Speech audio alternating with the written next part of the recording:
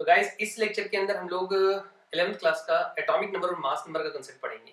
ये ऐसा टॉपिक है जिसमें से क्वेश्चंस जो हैं वो एंट्रेंस एग्जामिनेशन में भी पूछे जाते हैं। आप सब लोगों से एक चीज मैं कहना चाहूंगा कि जब भी आप कभी मेरे वीडियो लेक्चर्स देखें तो अपना पेन और पेपर साथ में लेके बैठें। That's very important. और साथ में एनसीईआरटी रेफर करना, that is very important part. इनको इस तरीके से नहीं देखना है जैसे कि आप लोग म्यूजिक वीडियोस देखते हैं या मूवीज देखते हैं ऑन यूट्यूब, ठीक है ना। वो चीज बिल्कुल नहीं करनी है, ठीक है ना। क्योंकि साइंस थोड़ा सा ऐसा सब्जेक्ट है जिसमें थोड़ा एफर्ट्स लगते हैं, तो आपको कोशिश ये करनी है कि थोड़े एफर्ट्स करने हैं और जो डाउट होंगे वो आपको मुझसे पूछने हैं और नोट्स मेंटेन करो साथ के साथ। ऑलराइट गाइस, तो let's start with atomic number and mass number का कांसेप्ट। एटॉमिक नंबर और मास नंबर के कांसेप्ट के अंदर बिल्कुल बेसिक लेवल से स्टार्ट करते हैं। हमारे पास एक एलिमेंट है x, ठीक है गाइस। x रैंडम एलिमेंट है कोई, और यहां नीचे लिखा हुआ है z और यहां ऊपर लिखा हुआ है a, zxa। zxa के अंदर अगर देखा जाए तो z को बोला जाता है एटॉमिक नंबर, z को बोला जाता है atomic number, right right guys. और a को बोला जाता है mass number, mass number.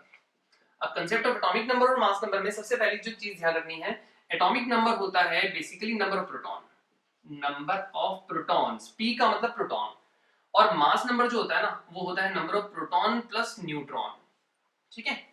There is a difference between mass number and atomic mass, उसके बारे में बाद में बात करेंगे। पहले जनरलाइज कर लेते हैं, जो मैं समझा रहा हूं उसके ऊपर अच्छे से ध्यान देना। अगर मैं बोलता हूं कि एटॉमिक नंबर जिसको z से रिप्रेजेंट किया है और z atomic number is number of proton के बराबर, नंबर ऑफ प्रोटॉन, ठीक है ना। और z जो है वो नंबर ऑफ इलेक्ट्रॉन भी हो सकता है, नंबर ऑफ इलेक्ट्रॉन भी हो सकता है in neutral atom, in neutral atom. कोई न्यूट्रल एटम होगा ना, तो उस न्यूट्रल एटम के अंदर जो नंबर ऑफ इलेक्ट्रॉन होंगे वो नंबर ऑफ प्रोटॉन के बराबर होंगे, यानी कि जितने प्रोटॉन होंगे उतने ही इलेक्ट्रॉन्स होंगे, इसका मतलब एटॉमिक नंबर, ठीक है ना। इसमें एक चीज और ध्यान रखनी है कि जब भी हम एटॉमिक नंबर की बात करते हैं पीरियोडिक टेबल में या केमिस्ट्री में कहीं पे भी, तो एटॉमिक नंबर एक चीज और रिप्रेजेंट करता है और वो नंबर ऑफ प्रोटॉन का मतलब चार्ज। मास नंबर जो है वो सम ऑफ प्रोटॉन प्लस न्यूट्रॉन है और वो एक चीज और रिप्रेजेंट करता है मास। मतलब कि mass number and atomic mass are different, but we will be talking about generalized way में इसको मास लिया जाता है, जनरलाइज्ड वे में, ठीक है ना। अब जो मैं समझाऊंगा उसके ऊपर ध्यान देना। जैसे for the sake of example, अगर मैं इसको देखूं a को, तो आप बोलोगे sir a is equals to, यानी कि a है प्रोटॉन प्लस न्यूट्रॉन, a है प्रोटॉन प्लस न्यूट्रॉन। अगर मैं सिंपल आपसे पूछूं कि बताओ नंबर ऑफ न्यूट्रॉन कितने होंगे, तो आप बोलोगे सर a माइनस p, ठीक है ना। क्या किया मैंने, मैथमेटिकल मैनिपुलेशन किया। अब a माइनस p किया, तो अगर आप इसको गौर से देखोगे तो आपको एक चीज पता चलेगी कि बेसिकली p है z के बराबर, तो n इज इक्वल्स टू मैं लिख सकता हूं a माइनस z। a क्या है, ऊपर वाला नंबर, z क्या है, नीचे वाला नंबर। यानी कि अगर किसी एटम के अंदर आपको गिवन हो मास नंबर और एटॉमिक नंबर, तो आप नंबर ऑफ न्यूट्रॉन्स निकाल सकते हैं। एग्जांपल में सबसे पहले अगर मैं आपको बोलता हूं कि सपोज मेरे पास है 4 and then BE and then 9, ठीक है ना। अगर मैं आपसे पूछूं कि बताओ नंबर ऑफ प्रोटॉन कितने हैं, तो आप बोलोगे सर प्रोटॉन है, यहां से देखोगे सारा कुछ तो नीचे जो बॉटम में लिखा हुआ है एटॉमिक नंबर वो प्रोटॉन होता है, तो आप बोलोगे 4। अगर मैं बोलूंगा एटॉमिक नंबर कितना है, वो भी 4, क्योंकि proton is equal to atomic number. अगर मैं आपसे पूछूं कि इलेक्ट्रॉन कितने हैं, तो आप देखो ये बेरिलियम के ऊपर कोई चार्ज नहीं दिखाया गया है, तो मैंने बोला जितने प्रोटॉन है उतने ही इलेक्ट्रॉन होंगे, तो वो भी 4। और अगर मैं आपसे पूछूं कि बताओ न्यूट्रॉन कितने होंगे, तो आप बोलोगे सर ऊपर वाला नंबर माइनस नीचे वाला नंबर, मतलब कि 9 माइनस 4, 9 माइनस 4 मतलब हमारे पास कितने होंगे, 5। जब मास नंबर में से एटॉमिक नंबर को माइनस करते हो, यानी कि जब प्रोटॉन प्लस न्यूट्रॉन में से प्रोटॉन को माइनस करते हो तो न्यूट्रॉन बच जाते हैं, तो प्रोटॉन प्लस न्यूट्रॉन है 9 एंड प्रोटॉन है 4, तो प्रोटॉन प्लस न्यूट्रॉन में से प्रोटॉन माइनस हो गया, तो हमारे पास बचा न्यूट्रॉन, नंबर ऑफ न्यूट्रॉन। एक सिंपल एग्जांपल था आप लोगों के लिए, बिल्कुल बेसिक लेवल का। इस एग्जांपल से थोड़ा सा आगे मूव करते हैं। जैसे for the sake of example मेरे पास है 6 C और 12। अगर मैं आपसे पूछूं कि प्रोटॉन कितने हैं, तो आप बोलोगे सर 6। अगर मैं आपसे पूछता हूं कि एटॉमिक नंबर कितना है, आप बोलोगे 6। अगर मैं आपसे पूछता हूं कि इलेक्ट्रॉन कितने हैं, तो आप बोलोगे सर 6। क्यों, क्योंकि ये तीनों नंबर तो सेम है, क्योंकि एटम न्यूट्रल है। अगर मैं आपसे पूछता हूं न्यूट्रॉन कितने हैं, तो आप बोलोगे ऊपर वाला नंबर माइनस नीचे वाला number, mass number minus atomic number, तो 12 माइनस 6 इज इक्वल टू 6। तो आपको एक बात समझ आई होगी क्या, कि बेसिकली जब हम नंबर ऑफ न्यूट्रॉन कैलकुलेट करते हैं तो ऊपर वाला नंबर माइनस नीचे वाला नंबर नंबर ऑफ न्यूट्रॉन को रिप्रेजेंट करता है। I hope it is clear, समझ आई आपको बात, ठीक है ना। अब देखो होता क्या है कि कई बार बेसिकली एग्जामिनर जो है अच्छे एग्जामिनेशन के अंदर ना बहुत बेसिक लेवल के क्वेश्चन भी पूछे जाते हैं। तो अगर आप देखोगे ना, तो मान लो कि मेरा नेक्स्ट क्वेश्चन है, ये क्वेश्चन नंबर 2 था, ये क्वेश्चन नंबर 1 मान लो, example number 1, question number 2, example number या क्वेश्चन नंबर 3। मान लो कि मेरे पास है He2 पॉजिटिव और दिया हुआ है 2n4, इस तरीके के हालात दिए गए हैं। तो अगर मैं आपसे बोलता हूं कि नंबर ऑफ प्रोटॉन कितने, तो आप बोलोगे 2। अगर मैं आपसे बोलता हूं कि नंबर ऑफ न्यूट्रॉन कितने, तो आप बोलोगे सर 4 - 2, तो 4 - 2 = 2। अगर मैं आपसे बोलता हूं कि इलेक्ट्रॉन कितने, एक काम करें उसी सीक्वेंस में करें ताकि आपको ध्यान से समझ आएगा। अगर मैं बोलता हूं Z कितना, तो आप बोलोगे 2, जितना प्रोटॉन उतना ही Z। अगर मैं आपको बोलता हूं कि इलेक्ट्रॉन कितने, तो आप बोलोगे सर इलेक्ट्रॉन, तो इसका थोड़ा सा आप अंदाजा लगाओ। मुझे बताओ न्यूट्रल एटम में प्रोटॉन और इलेक्ट्रॉन सेम होते हैं, प्रोटॉन कितने हैं, 2। तो न्यूट्रल अगर एटम होता तो इलेक्ट्रॉन भी 2 होते। अगर इसके 2 पॉजिटिव चार्ज है तो इसका मतलब 2 इलेक्ट्रॉन चले गए हैं। अच्छे से समझो, ये है हीलियम, 2 प्रोटॉन, तो मैं प्रोटॉन को 2p लिख रहा हूं यहाँ पे, 2 न्यूट्रॉन, ये न्यूक्लियस है हीलियम का और ये इलेक्ट्रॉन है, इसको मैं हीलियम लिखूंगा। लेकिन क्या आपको हीलियम बोला है यहाँ पे, नहीं। हीलियम के सर पे +2 का मतलब बेसिकली इसमें से 2 इलेक्ट्रॉन निकाले हैं। अगर मैं हीलियम के अंदर से 2 इलेक्ट्रॉन निकाल दूंगा तो एक इलेक्ट्रॉन निकाला तो बना हीलियम +1, और एक और इलेक्ट्रॉन निकाला तो बना हीलियम +2। अब मुझे बताओ, मैं आपसे जो पूछ रहा हूं हीलियम +2 का मतलब इस स्पीशीज के बारे में पूछ रहा हूं, और मैं आपसे सिंपल पूछ रहा हूं कि बताओ एटॉमिक नंबर कितना होगा। तो एटॉमिक नंबर तो न्यूक्लियस में मौजूद प्रोटॉन है, तो क्या इलेक्ट्रॉन के जाने से प्रोटॉन पे फर्क पड़ा, आप बोलोगे बिल्कुल भी नहीं पड़ा। तो इलेक्ट्रॉन के जाने पे प्रोटॉन पे फर्क नहीं पड़ा, तो आप सीधे सीधे बोलोगे कि प्रोटॉन उतने ही हैं, ठीक है ना, और इलेक्ट्रॉन कम हो गए। तो +2 चार्ज, एक जनरलाइज्ड चीज समझ लो, ये बहुत बेसिक है जो आपको आने वाले कितने केमिस्ट्री के जितने 11th 12th के लेक्चर्स होंगे उनमें काम आएगा। आयंस बनते हैं ना, तो अगर कोई स्पीशीज इलेक्ट्रॉन गेन करेगी, मान लो कि मैं बोलता हूं Cl नेगेटिव, मान लो कि मैं बोलता हूं, इसके भी एग्जांपल करेंगे हम, एक एग्जांपल और करेंगे Cl नेगेटिव का। तो इसका मतलब ये होगा कि नेगेटिव का मतलब उसने एक इलेक्ट्रॉन एक्स्ट्रा गेन किया है। अगर मैं बोलूंगा कि Na पॉजिटिव, अगर मैं बोलूंगा कि Na पॉजिटिव, तो उसका मतलब ये होगा कि उसने एक इलेक्ट्रॉन डोनेट किया है। ये जो चीजें हैं ना मैं आपको डिटेल में एक्सप्लेन करूंगा, अभी हाल फिलहाल आप खाली इतना समझे कि मुझे बताओ 2 पॉजिटिव है तो इसका मतलब इसने दोनों इलेक्ट्रॉन डोनेट कर दिए हैं। आई कि एक इलेक्ट्रॉन चला और दूसरा इलेक्ट्रॉन चला गया, 2 इलेक्ट्रॉन के जाने के बाद पीछे न्यूक्लियस बच गया, इसका मतलब 2He4 is nucleus of helium है if it has 2 positive charge. और न्यूक्लियस ऑफ हीलियम को क्या कहा जाता है, अल्फा पार्टिकल। और मैंने आपको एक बात और भी बोली थी कि alpha particles are very important. Alpha particle अगले जो रदरफोर्ड्स अल्फा पार्टिकल एक्सपेरिमेंट आएगा ना, उसके अंदर मैं आपको डिटेल में बताऊंगा। यहां तक बात समझ आई। तो गाइस मैं एक एग्जांपल लेता हूं सोडियम पॉजिटिव का और एक एग्जांपल लेता हूं सोडियम का। आप इन दोनों एग्जांपल्स को देखना, ये न्यूट्रल एटम है और ये बेसिकली चार्ज्ड है। तो अगर मैं सबसे पहले देखूं तो एटॉमिक नंबर 11, मास नंबर 23 होता है इसका, एटॉमिक नंबर 11, मास नंबर 23। अगर मैं बोलूं किसी आयन के अंदर एटॉमिक नंबर और मास नंबर नहीं बदलता, this is parent atom sodium और ये इसका आयन है। फर्क क्या है वो समझो। अगर मैं बोलता हूं प्रोटॉन कितने, आप बोलोगे 11, प्रोटॉन कितने, आप बोलोगे 11, क्योंकि वो नीचे लिखा हुआ है, और जो प्रोटॉन होता है वही एटॉमिक नंबर है।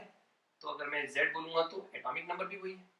अगर मैं बोलूंगा कि इलेक्ट्रॉन कितने, तो आप बोलोगे कि सर इलेक्ट्रॉन जो है ना वो बेसिकली 11 प्रोटॉन थे, तो 11 ही हमारे पास क्या थे। अब देखो थोड़ा विजुअलाइज करो, अगर सोडियम न्यूट्रल है, ये वाला सोडियम है, तो हालात क्या है, 11 प्रोटॉन, ठीक है। और न्यूट्रॉन कितने हैं, मैंने बोला था न्यूट्रॉन इज बेसिकली ऊपर वाला नंबर माइनस नीचे वाला नंबर, तो 23 - 11 इज इक्वल टू 12। तो 11 प्रोटॉन 12 न्यूट्रॉन हमने एटम बनाया है, और बाहर इलेक्ट्रॉन कितने हैं। अगर ये न्यूट्रल है तो इसका मतलब बाहर इलेक्ट्रॉन कितने हैं, 11 इलेक्ट्रॉन है। अब गौर से समझना, जितने प्रोटॉन है अगर उतने ही इलेक्ट्रॉन है, तो जितना पॉजिटिव है उतना ही नेगेटिव है, इसका मतलब न्यूट्रल। लेकिन अगर मेरे पास इलेक्ट्रॉन चला जाए तो प्रोटॉन ज्यादा हो गए, और अगर प्रोटॉन ज्यादा हो गए तो इलेक्ट्रॉन कम हुए, तभी तो प्रोटॉन ज्यादा हुए। प्रोटॉन कभी नहीं बदलते हैं, इलेक्ट्रॉन्स बदलते हैं, ये जाते हैं ये आते हैं। तो आप अगर गौर से समझोगे तो आपको पता चलेगा कि 11 इलेक्ट्रॉन्स में से एक चला गया तो इसका मतलब वो पॉजिटिव चार्ज की फॉर्म में है, तो इलेक्ट्रॉन 10 हो गए। और यहाँ पे न्यूट्रल है, इसका मतलब इलेक्ट्रॉन 11 ही है। अगर मैं न्यूट्रॉन की बात करूं तो आप बोलोगे 23 माइनस 11 इज इक्वल्स टू 12। अब आपको एक चीज समझ आएगी, ऊपर वाला नंबर माइनस नीचे वाला number is number of neutron, ऊपर वाला नंबर माइनस नीचे वाला number is number of neutron. तो इन सारे नंबर को चेक करोगे, ना तो एटॉमिक नंबर बदला, ना मास नंबर बदला, ना एटॉमिक नंबर बदला, देखो एटॉमिक नंबर नहीं बदला, मास नंबर नहीं बदला, ठीक है ना, एटॉमिक नंबर नहीं बदला, एटॉमिक नंबर ये दोनों होते हैं, मास नंबर नहीं बदला, चेक करो सेम है, लेकिन नंबर ऑफ इलेक्ट्रॉन बदल गए। तो इसका मतलब ये हुआ कि जब वो आयन फॉर्मेशन होता है ना तो नंबर ऑफ इलेक्ट्रॉन्स में ही बदलाव आता है। ये आपको बॉन्ड बनाने में बहुत मदद करेगा। जब आप केमिकल कंसेप्ट तो एटॉमिक नंबर का है, लेकिन केमिकल बॉन्डिंग में आपको बहुत मदद करेगा। एक एग्जांपल और लेते हैं, हो सकता है कि आपको ये कम समझ आया हो। मान लो मैं थोड़ा बड़े अक्षरों में लिखता हूं, like this Cl and Cl negative. मान लो कि मेरे पास एटॉमिक नंबर 17 और मास नंबर जो है वो 35 भी हो सकता है, 37 भी हो सकता है, आइसोटोप होते हैं इसके, और ये भी 17 और ये 35। अब एक चीज समझो अच्छे से कि अगर मैं आपसे पूछता हूं कि एटॉमिक नंबर कितना, अब मैं प्रोटॉन नहीं लिख रहा हूं, एटॉमिक नंबर लिख रहा हूं सीधे, तो आप बोलोगे सर 17, तो आप बोलोगे 17, ठीक है। अगर मैं आपसे पूछता हूं मास नंबर कितना, तो आप बोलोगे सर 35, आप बोलोगे 35। मैं आपसे पूछता हूं प्रोटॉन कितने, तो आप बोलोगे 17। मैं आपसे पूछता हूं न्यूट्रॉन कितने, तो आप बोलोगे सर ऊपर वाला नंबर माइनस नीचे वाला नंबर। यानी कि अगर मैं 35 में से 17 माइनस करता हूं तो कितने आएंगे, बोलो 18 आएंगे, आएंगे क्या नहीं, 18 आएंगे। 18 में 17 को जोड़ो, समझ आया। अगर 18 में 17 को जोड़ोगे तो अपने आप बनेगी बात। तो अगर हम लोग बात करें ओवरऑल, अगर आप देखोगे तो आपको पता चलेगा कि न्यूट्रॉन नहीं बदले और हमारे पास मास नंबर नहीं बदला, प्रोटॉन नहीं बदले जो कि एटॉमिक नंबर है, लेकिन क्या बदला, अगर मैं बोलता हूं इलेक्ट्रॉन, तो आप बोलोगे न्यूट्रल है, न्यूट्रल एटम में जितने प्रोटॉन होते हैं उतने ही इलेक्ट्रॉन होते हैं, तभी तो न्यूट्रल होगा, तो वो 17 होगा। लेकिन Cl नेगेटिव का क्या मतलब है, Cl नेगेटिव का मतलब कि नंबर ऑफ इलेक्ट्रॉन जो है ना वो ऐड हुआ है। देखो नेगेटिव का मतलब एक्स्ट्रा आ गया, तो इसका मतलब इलेक्ट्रॉन कितना हो गया, -1 है, तो हमारे पास कितना हो गया इलेक्ट्रॉन, -1 का मतलब 17 प्रोटॉन और 17 इलेक्ट्रॉन में एक एक्स्ट्रा आ गया, तो 18 इलेक्ट्रॉन हो गए। अब आयंस का कांसेप्ट समझ रहे हैं हम लोग, ये छोटी छोटी चीजें हैं जो आपको अंडरस्टैंड करनी है। मेरे ख्याल से आपको समझ आया। Neutral species, positive species, electron का फर्क है, बाकी किसी चीज का फर्क नहीं है, क्योंकि इलेक्ट्रॉन न्यूक्लियस के बाहर होते हैं और प्रोटॉन और न्यूट्रॉन जो है वो न्यूक्लियस के अंदर होते हैं। Neutral species, negative species, electron का फर्क है, यानी कि जब भी कभी कोई चीज बदलेगी वो क्या बदलेगी, इलेक्ट्रॉन्स बदलेंगे केमिकल चेंजेस के दौरान।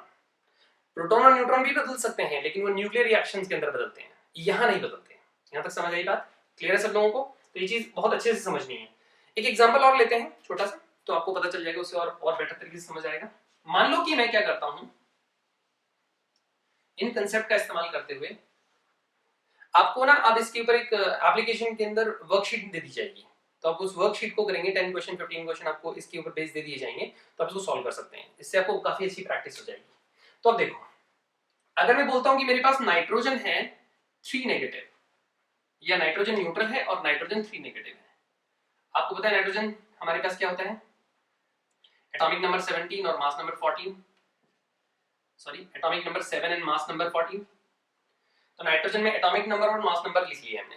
अब अगर आपसे पूछता हूं कि बताओ, अब प्रोटॉन इलेक्ट्रॉन लिखने की जरूरत नहीं है, या प्रोटॉन और न्यूट्रॉन लिखने की जरूरत नहीं है, हम इलेक्ट्रॉन लिखेंगे। तो अगर मैं आपसे पूछता हूं कि नंबर ऑफ इलेक्ट्रॉन कितने हैं, तो आप बोलोगे सर जितने प्रोटॉन होते हैं उतने ही इलेक्ट्रॉन होते हैं, तो आप बोलोगे सर इलेक्ट्रॉन 7। अब यहां गौर से देखो, जितने प्रोटॉन होते हैं उतने ही इलेक्ट्रॉन होने चाहिए, लेकिन 3 नेगेटिव है, इसका मतलब 3 उसने एक्स्ट्रा लिए हैं, इसका मतलब 7 + 3 10 हो गया, उसके बाद एक्स्ट्रा है।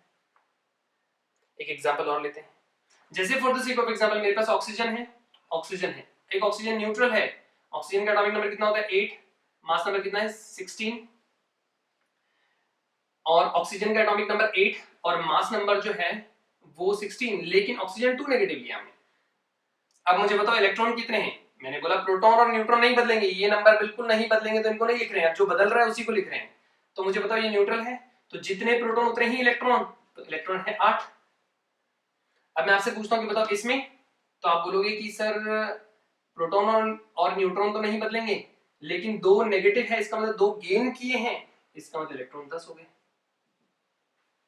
अब अगर इन 2 स्पीशीज को देखोगे ना, मतलब ये अलग अलग स्पीशीज हैं, लेकिन इन दोनों स्पीशीज को अगर देखोगे तो इसमें भी 10 इलेक्ट्रॉन और इसमें भी 10 इलेक्ट्रॉन। तो एंट्रेंस में क्वेश्चन कैसे पूछा जाता है, विच out of the following is isoelectronic species, which out of the following is isoelectronic species. तो 2 अलग अलग ऐसी स्पीशीज जिनमें नंबर ऑफ इलेक्ट्रॉन्स सेम हो, उनको आइसोइलेक्ट्रॉनिक कहा जाता है। समझ आया आप लोगों को कंसेप्ट क्लियर? That's all.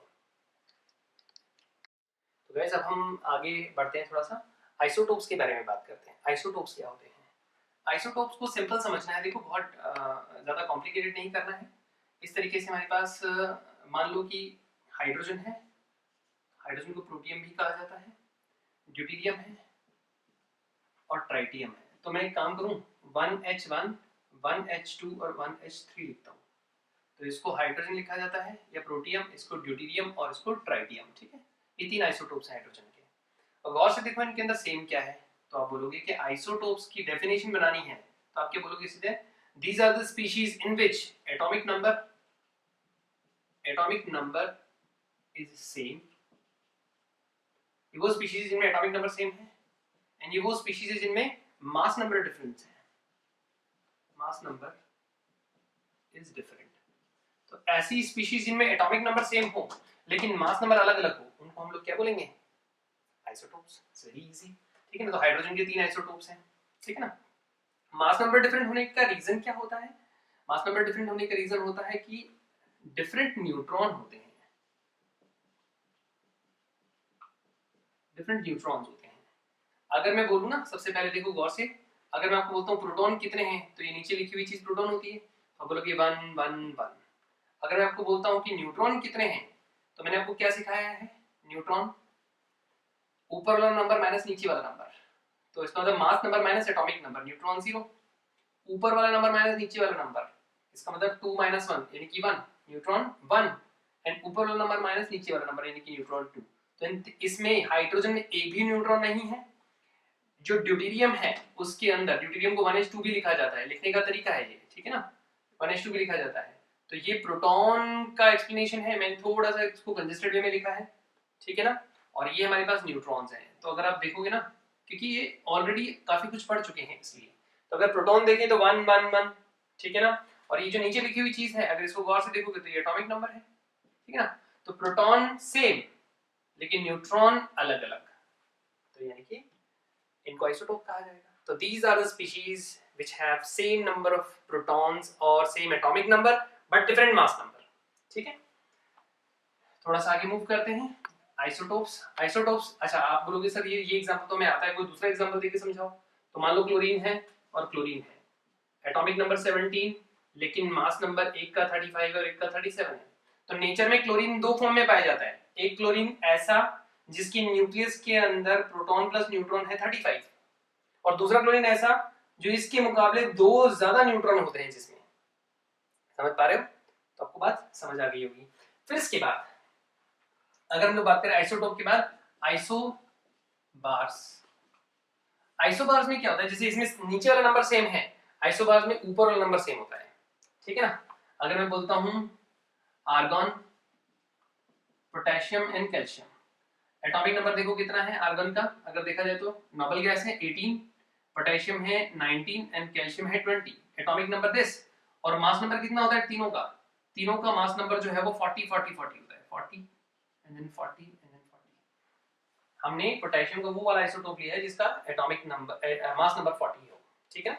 अब देखो गौर से, आइसोबार्स की अगर डेफिनेशन बनाए तो क्या बनेगी, तो आप सीधे सीधे बोलोगे same mass number, these are the species having same mass number but they have different atomic number, different atomic number। तो जिनका मास नंबर जो है वो सेम हो लेकिन एटॉमिक नंबर अलग अलग हो, उन्हें हम लोग क्या बोलेंगे, आइसोबार बोलेंगे, ठीक है गाइस। इसके एग्जांपल्स भी दे दिए मैंने। फिर उसके बाद आता है आइसोटोन्स के बारे में बात करेंगे। किसके बारे में बात करेंगे, आइसोटोन्स के बारे में। आइसोटोन्स जो है जिनमें सेम क्या होंगे, न्यूट्रॉन्स होंगे, सेम न्यूट्रॉन्स। सेम न्यूट्रॉन्स का मतलब आपको सिंपल सा एक ही चीज करनी है, ऐसी स्पीशीज जिनका ऊपर वाला नंबर माइनस नीचे वाला नंबर सेम आए।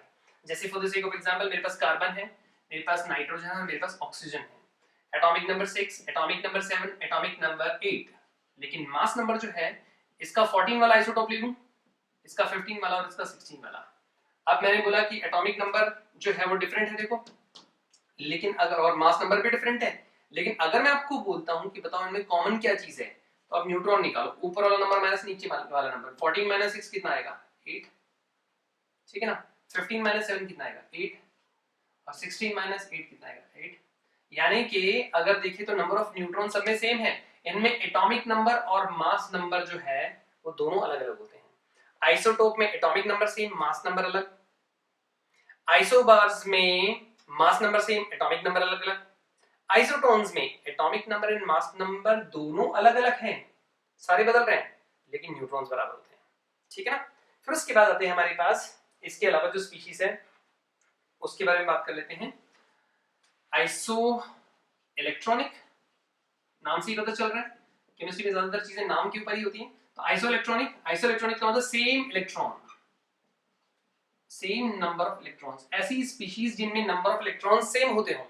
जैसे for the sake of example मेरे पास है nitrogen 3 negative, oxygen 2 negative, nitrogen 3 negative, oxygen 2 negative, fluorine single negative, neon, sodium positive, magnesium +2, aluminium +3। इन सारी स्पीशीज के अंदर अगर प्रोटॉन देखें तो आपको पता चलेगा एटॉमिक नंबर के बराबर।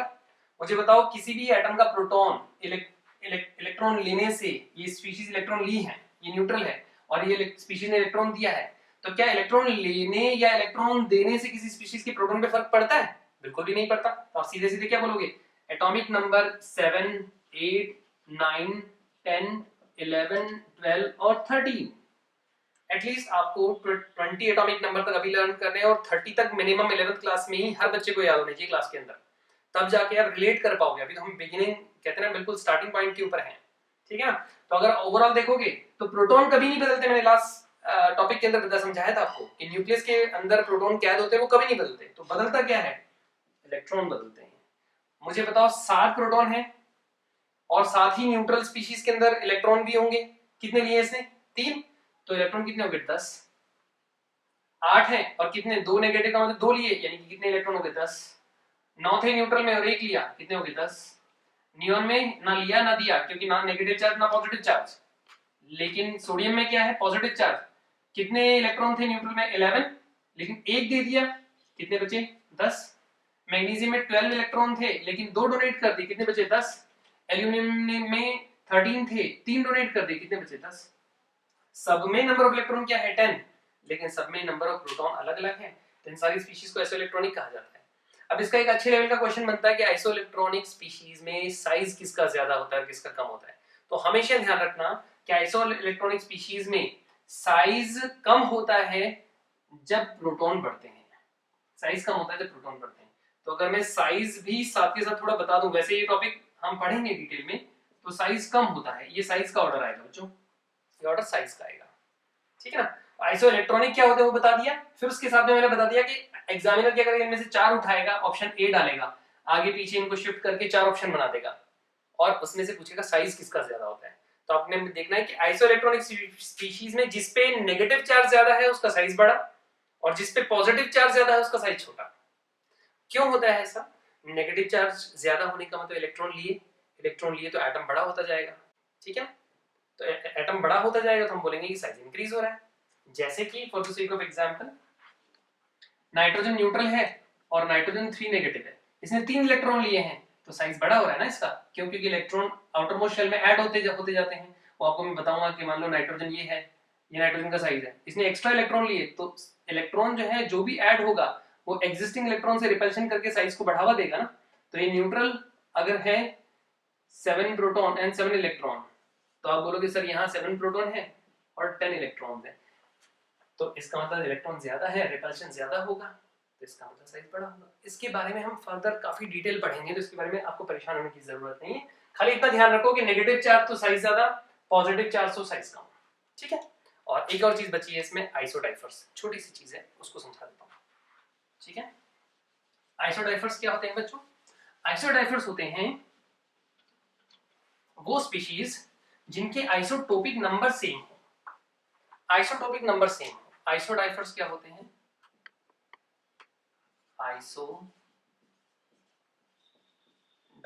आइसोडाइफर्स होते हैं जिनके सेम आइसोटोपिक नंबर होते हैं, same isotopic numbers. Same isotopic numbers का क्या मतलब है? आइसोटोपिक नंबर्स बेसिकली क्या होते हैं? a-2z सेम होना चाहिए, ठीक है। मैं एक्सप्लेन करता हूं आपको। मान लो कि मेरे पास कोई स्पीशीज है एल्यूमिनियम, और एल्यूमिनियम का एटॉमिक नंबर 13 होता है, मास नंबर 27 होता है। ये चीजें आप बोल रहे हो सर कहां से लाते हो? ये क्वेश्चन में दी होंगी आपको सारी की सारी, ये वाला एटॉमिक नंबर और मास नंबर। और यूजुअली जब आप धीरे धीरे पढ़ोगे, आगे बढ़ोगे, आपको सब याद हो जाएगा अपने आप ही। इतने सारे हम लोग चीजें डिस्कस करेंगे, ये आपको याद ही हो जाएंगे। और मेरे पास दूसरी स्पीशीज है सोडियम, ठीक है ना, ये 11 है और ये 23 है। अगर मैं इसका ए बोलूं तो कितना? आप बोलोगे 23। अगर मैं बोलूंगा कि z कितना तो आप बोलोगे 11। अगर मैं बोलूंगा a कितना तो आप बोलोगे सर 27। अगर मैं z बोलूंगा तो कितना तो आप बोलोगे 13। अगर मैं इसका a-2z करता हूं, a-2z कर दो तो a कितना 23 माइनस 2 इंटू 11 यानी कि 22 इज इक्वल टू कितना आया 1। कैसे 22 कैसे लिखा? 2z कितना नीचे जो लिखा है 11, 2 मल्टीप्लाई बाय 11 ये 22 हो गया ना 22। तो 23 माइनस 22 आंसर क्या आया 1, ठीक है। इधर देखो गौर से, a-2z कैसे करेंगे? a कितना है? a कितना है बताओ? 27 mass number 27 minus 2 into z कितना 13, आंसर कितना है 1। तो अगर दोनों के अंदर, अगर ये दोनों स्पीशीज में a-2z सेम आता है तो हम बोलेंगे आइसोडाइफर्स है, याद रहेगा।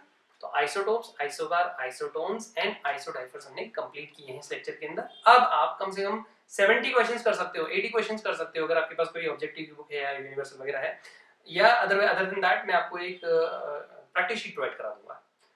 एप्लीकेशन के अंदर प्रैक्टिस शीट होगी तो आप बड़े आराम से उसको सॉल्व कर सकते हो और सबमिट कर सकते हो। Right guys, that's all.